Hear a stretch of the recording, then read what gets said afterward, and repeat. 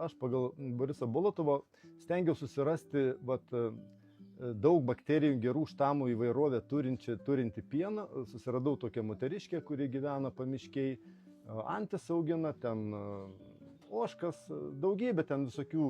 Natūraliai aplinkoje. Nes aš ieškojau, kas man padarys ir tas išrūgas ir tą varškę.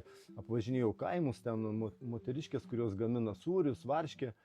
Jos niekaip nesupranta, o mano sąlyga buvo, kad nebūtų pakaitinta ir nebūtų jokių rūgštelių dėta. Jos purto galva, sako, neįmanoma varškės padaryti. Neįmanoma, tai turėjau pradėti imtis pats tuo užsiimti, nes niekas nepadaro.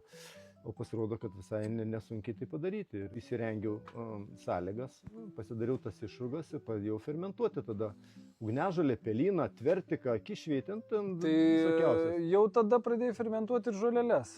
Taip, šaknis, žoleles, po truputį. Čia irgi pagal Bolotovą šitą.